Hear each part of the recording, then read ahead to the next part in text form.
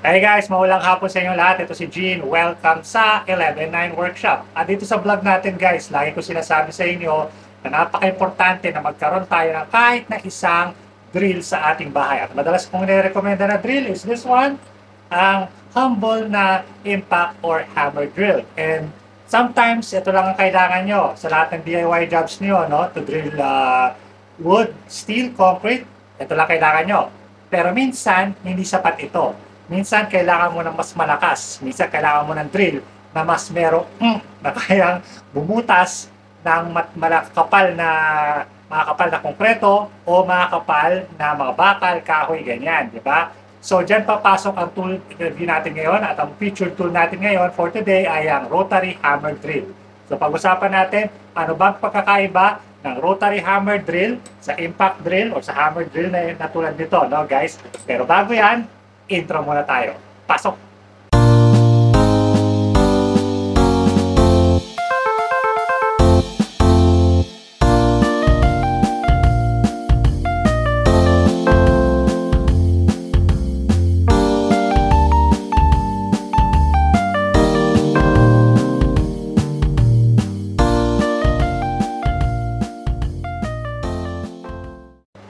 Pero bago lahat guys, gusto ko ulit magpasalamat sa inyo. Maraming salamat sa inyo. Walang sawang pagsuporta sa 11-9 Workshop. Sa lahat na nag-like, nag-comment, nag-share sa ating mga vlog.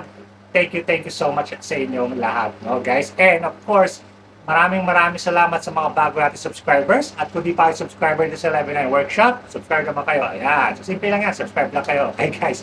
So like I said earlier, pag-usapan natin ulit ang mga drills. Sa mga favorite topic ng ating mga nanonood sa 11 Workshop ay mga drills. In fact, yung pinakamalaki kong views are about drills, no guys. Pero ngayon, mag-usap tayo ng isang klase na drill na talagang sabihin natin na special, okay? Special talaga siya, okay? So, before we go on, gusto ko nang pasalamatan ang ating sponsor for today's vlog. Yan, 2B Tools, no guys. Ang 2B Tools ay isa sa mga walang sawang tumutulong sa 11 Workshop sa pag-provide sa atin ng mga tools na pwede natin i-review at ipakita sa inyo at ituro sa inyo kung paano sila gumagamit, okay? So, let's go back. Ito guys, this is what we call impact or hammer drill, no guys? So ito yung madalas na normal na drill na nakikita natin sa mga bahay-bahay, no guys? Ignore muna natin yung mga cordless drill ngayon, no guys? Huwag muna natin pag-usapan yung mga cordless drill. Let's just focus on the corded type na drills. And like ko sinasabi na kapag bibili kayo kahit ng isang piraso ng drill, ito ang bilhin nyo, yung mga hammer or impact drills. Bakit? Kasi this is very versatile. Since meron siyang hammer, no guys? So, first of all, pwede mo siyang gamitin as an ordinary drill, rotary drill, na pwede sa kahoy at sa bakal, aluminum, pwede rin. Pero, just one switch lang, i-switch mo lang doon sa kanyang hammer mode and now you can use it as hammer drill. Meron na siya hammer mode, so pwede mo siyang gamitin sa mga semento, okay, sa concrete or masonry, di ba? So, yan. So, and usually, mga ganitong drill na to, they're very small, lightweight, compact, no guys? At ang kanilang power is around 600 watts, ganyan, which is enough, no guys? Sa mga normal na operasyon sa ating bahay, enough na yon, yung power na yon para sa mga task, no? Sa pagbubutas ng mga walls, paglalagay mga cabinet, picture frames, whatever, di ba? Okay na yon guys. Pero sometimes guys, we just need extra power, no? So, halimbawa, magbubutas ka ng mga beams, no? Yung mga kapal na semento, di ba? Or for example, halimbawa, yung bahay mo o yung pinapagawa mong bahay, yung mga walls is extra yung kapal o extra strong, no? Yung talagang solid, no? Naka-experience na kami niyan, guys. One time, nung kasama ko yung tatay ko, may ginawan kami somewhere in Cavite na I think isang bahay ng isang mayaman na tao. And yung walls niya, guys, is sobrang tigas. Hindi kinaya nung makita impact drill ng papa ko. So, kinailangan namin magtawag ng reinforcement. At yung reinforcement namin ay yung may dala ng tool na pag-usapan natin ngayon, no guys? And that is what we call a rotary hammer drill, no guys? So meron tayong example nandito. So, ito example natin, guys. This is the 2B rotary hammer drill, no guys? So, this one is a beast, no? So, malakas to, guys. Unlike yung ating drill na maliit na yan, which is only 600 watts, this one is 1050 watts. And it's 2.8 joules yung kanyang power, no? And meron siyang beats per minute na 5,200 beats per minute. So, it's a beast of a drill. It's a heavy-duty drill and it's a big drill. Okay, guys? So, bago natin pag-aralan kung ano ba yung mga pagkakaiba ng SDS drill, rotary hammer SDS drill like this one at yung mga normal nating drills, unbox muna natin, guys. Let's go! Okay, guys. So, unbox natin tong ating 2B rotary hammer drill na may chipping function. So, PTRH 1050, no, guys? So, yeah, it comes with a very nice box, hard case, guys. Tapos, nandito lang nakalagay. So, yan, 150 watts, 5,200 BMPs, SDS, and 2.8 joules, no, guys? So, tara, tingnan natin loob. So, ito yung kanyang hard case. Solid yung hard case niya, guys. Hindi tinipid. Maganda yung quality. Matigas na plastic. So, unlock natin. There you go, guys. So, unang-unang makikita agad yung kanyang instruction manual na may kasama ng carbon brush, no, guys. So, yeah, hindi ka na mag-aalala kung halimbawa mapudpud agad yung carbon brush mo. Meron ng kapalit. And meron din siyang, of course, itong kanyang 2B 6-month na warranty card, no, guys. So, every 2B tools comes with a 6-month warranty. So, unahin mo natin yung mga accessories nito. Ito naka-plastic na to. Ano ba to? Ito yung kanyang chisels, no? So, meron siyang chisel. Merong isang pointed at merong flat na chisel. So, hindi ka na kailangan bumili. May kasama na siyang chisel. And yung chisel niya is nice quality chisel, no? Makapal. SDS, pero makapal tong shafting niya na to. Kasi merong akong biniling chisel sa labas. Pero malipis lang yung shafting niya. Ito makapal. Mukhang magandang quality yung bakal na ginamit. That's nice. And meron din siya, ano to? Oh, nice. This is a dust catcher, no? So, ito yung pansalo ng, alikabok. Halimbawa, nagbubutas ka sa concrete na medyo messy. Kaya niyang saluhin yung mga dust nito. Ang galing, galing. Tapos, ito sa taas muna, guys. Meron tayong depth gauge, no? So, depth gauge nilalagay dito sa kanyang grip na to para makontrol mo kung gaano kalalim yung binabarena. I never use one of these. Gumagamit ba kayo nito, guys? Ako kasi di ako gumagamit ito eh. Okay na sa akin yung masking tape ko lang yung drill bit para makuha yung tamang lalim. And may kasama na siya mga SDS na masonry bits, no? So, I think this is 8mm. I think this is 10mm and 12mm. So, yeah, you're good to go na, guys. Out of the box, you're good to go. Meron ka ng 3 SDS na drill bit, masonry bits at 2 chisels, no, guys. So, sa iba kasi, pag bumili ka ng rotary hammer drill na ganyan, hindi pa kasama yung mga accessories na yan, no, guys. And let's look at the tool itself. Very nice looking tool. Ang ganda ng kulay. I really like yung color ng mga battleship gray and yellow. Ang ganda ng combination, guys. And yung kanyang gray is mas darker sa ibang tool. So, yeah, it looks really nice. As may black pa. Looks really good. So, SDS talaga siya, guys. And SDS. May kasama na siyang grip, of course. Adjustable. Fully adjustable to. So, pwede mo siyang ilagay sa gilid or whatever, no? And, ayan yung kanyang gilid, guys. So, ayan. Nakalagay yung mga kailangan mong malaman sa, sa brand na ito. Forward and reverse, of course. Meron. Hold down, ito yung kanyang trigger at yung kanyang hold down switch, no, guys. At ito yung adjustment niya ng kanyang mga modes. So, yun. Very impressive, actually. Okay, so ano ba pagkakaiba ng ating rotary hammer drill sa ordinary na hammer or impact drill? Well, look closely, guys. So, obvious, that's difference.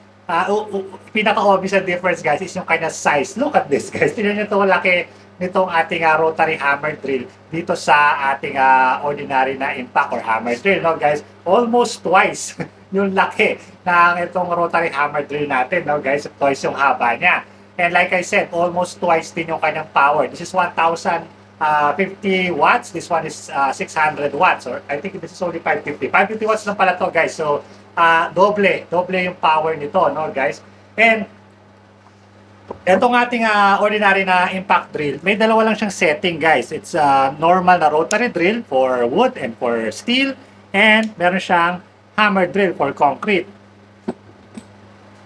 Etong rotary hammer drill na to, it has 4 settings, no guys, 4. So kung makikita nyo, ito yung palitan niya na setting. So the first setting guys, ito pinaka nasa harapan na to, this is for rotary drill lang, no guys. So this is for drilling holes na walang hammer.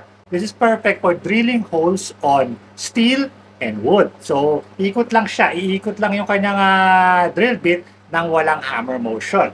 Pero switch it on the other side here, dito sa taas, ayan. Ito na yung kanyang hammer drill, no guys. So meron na yung impact or meron na siyang hammer when you use it. And this is perfect for drilling sa masonry, sa concrete, no guys. Next na setting guys is this one. Ito guys, yung pang ano lang siya to, panglipat lang nung kanyang bala kung gusto, halimbawa yung ano, yung chisel mode niya. So kung may chisel siya na bala, pwede mo lang siya ilipat ng pwesto. So yun lang isilbi nitong switch na ito. Pero yung last switch niya, this one, yan ay hammer lang guys. It's just hammer. Hindi umiikot itong kanyang chuck. Pag naka-hammer mode, it's just hammer. Talagang ano lang siya, parang jackhammer lang na humahampas lang o nag-chisel mode. Kaya nga tinatawag natin na chisel mode ang drill na ito, no guys. This is perfect guys if you want to do some chiseling work or pagsisinsil, no guys. Di ba, for example, di ba no, usually, pag nagsisinsil tayo mano-mano, ang gamit natin ay mga cold chisels like this one. So ito yung tatawag natin mga cold chisel. So, okay naman to, manual na sisil, pero minsan nakakapagod to, di ba?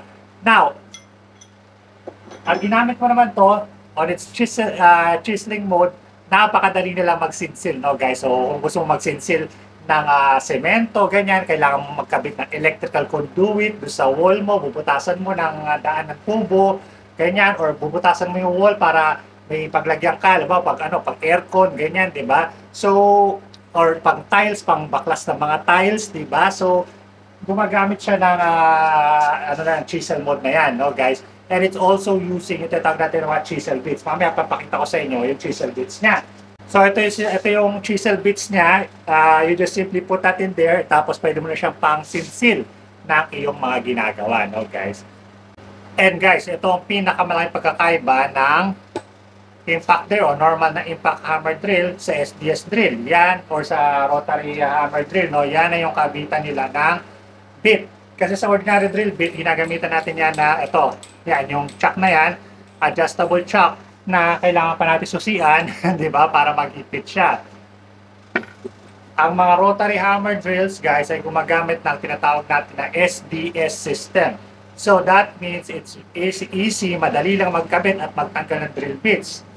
Pero, ang kailangan mo na drill bit ay mga ganito. Ito tinatawag natin na SDS. So, kung makita nyo, hindi siya bilog. No guys, kasi normal na drill bit, bilog ito. Ito, para meron siyang mga kanal-kanal. Ayan. Kaya kung makita nyo, no? So, pag ganyan, guys, mas madali siya ikabit kasi ipupush mo lang siya doon sa yung drill. So, push mo lang siya at maglalak siya doon sa mga ball bearing doon sa kanyang chuck. That's it. So, ganoon lang kadali. So, para tanggalin siya, i-ano mo lang siya.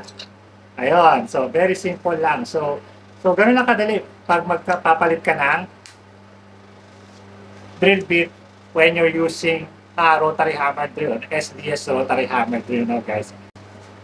Pero paano kung halimbawa wala kang SDS na drill bit, no guys? Pwede pa naman gumamit niyang natawag natin na converter like this one, converter chuck, no guys? So ito parang meron siyang SDS na kabitan.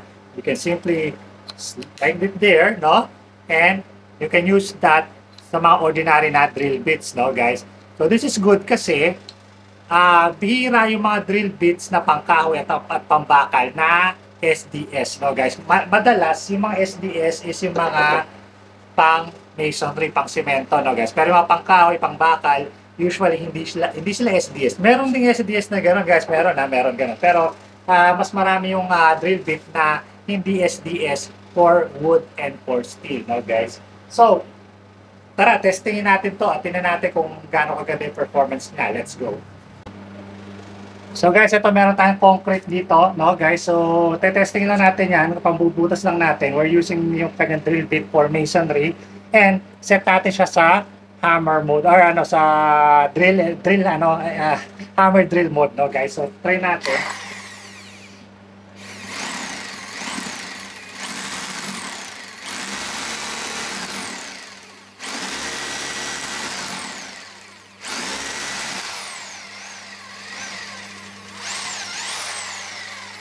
Ayun. So hindi ako hindi ako pwedeng magbutas ng todo rito guys kasi natutulog yung anak ko. So pinakita ko lang sa inyo guys yung kanyang capability and you can see na talagang kaya niyang butasin even this solid na concrete to, no guys. Let's try naman sa mortar.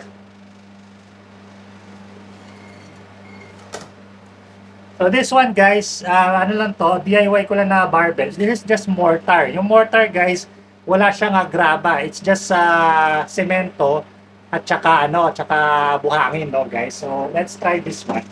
Mas malambot to kaysa dito sa concrete.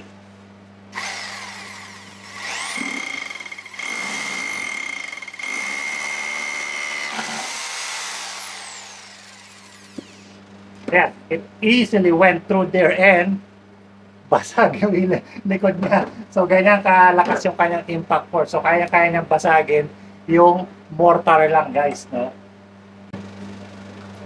So try naman natin guys yung kanyang chipping function, no? O yung kanyang sinsil, no? Pagsisinsil. So ito gamitin natin guys, flat chisel. Lagay lang natin dito sa kanyang yan, lock it tight. Tapos since medyo baliko siya ng konti, ilagay natin dito sa pangatlo niya setting. So pwede natin iikot yan. Adjust natin sa gusto natin na position. Ayan. And then lagyan natin sa hammer mode. Kaya pwede na. So, okay. So, try natin dito sa ginamit natin kanina, yung mortar lang, no guys. So, tingnan natin kung kanyang piyakin to.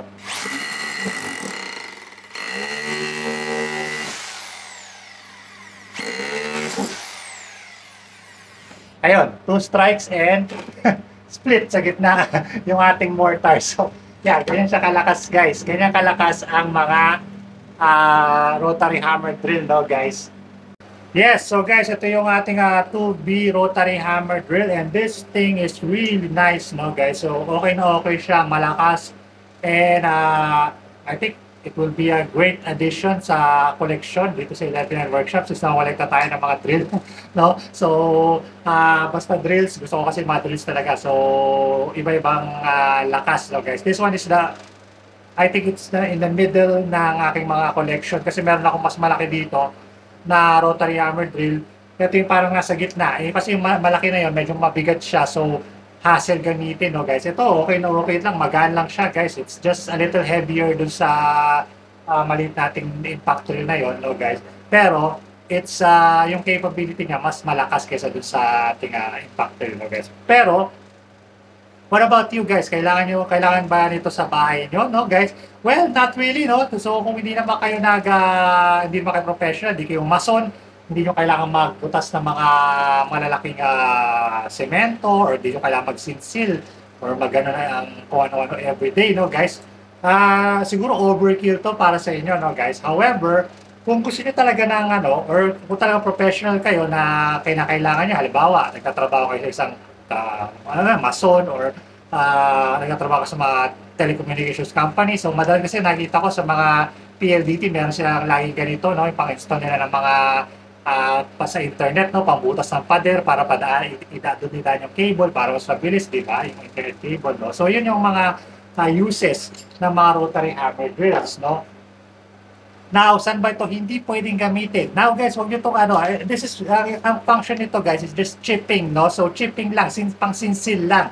So hindi ito pwedeng gamitin for demolition, okay? So kung magigibayin kayo, well, siguro yung minor demolition lang, maliliit na, siguro mga divider, ganyan, mga structure, maliliit na lang, gusto nyo lang na tibagin ng konti, pwede to, pwede yun, light, very, very light demolition works, no? Pero, kung kailangan yung medyo malakihang gibaan, no guys, or talagang kailangan yung gumiba ng isang wall, no. So hindi ito yung hindi ito yung tool na para doon. Kailangan niyo doon is demolition hammer. At yun ang re-review natin next time, no guys. Pero, itong rotary hammer drill na to, this is a perfect example ng isang tool na tinatawag ko na it's better to have it and not need it than need it and not have it. Okay, so it's better na meron ka pag kailangan mo, kahit once in a blue moon mo lang kailangan, at least meron ka, di ba? So, mas padali, di ba? So, ano ba, kung kailangan magbutas ng, ng mga may kakabit ka sa yung sa yung tawag dito sa poste, no, doon sa concrete na poste, and hindi tumatalab yung ordinary impact drill or hirap na hirap ka, then use this one, rotary hammer drill, para sa mabilisan, no guys. Or gusto mong ibahin yung mga tiles, no, gusto mong palit ng tiles pero ayaw mo na magbayad sa taga baklas, ikaw gusto na, ayaw mo rin mapagod, no guys, perfect to para doon sa bagay ng task. Okay, so yun guys ang pagkakaiba ng impact drill sa rotary hammer drill, no, guys. So sana may natutunan kayo at sana nag-enjoy kayo sa vlog na ito. And again, I would like to thank our sponsor for this video, 2B Tools. So thank you so much sa pag-provide nila sa tool na ito, this awesome rotary hammer drill, which I really like. So kung gusto nyo bumili nito, guys, message nyo lang yung 2B Tools sa kanilang Facebook page. Iiwan ko yung link sa description. Kung tanong nyo kung merong mga distributors na malapit sa inyo, guys. So, this is model PTRH1050. So, yun, PM nyo lang sila. At meron din silang TikTok page, no, guys. Yun nga, sa Facebook page nila, tingnan nyo, meron may mga useful na videos din doon, like this one, okay? So, yun lang, guys. Thank you so much for watching. I'm gonna see you guys again next time. This is Jin from 11i Workshop. Adios!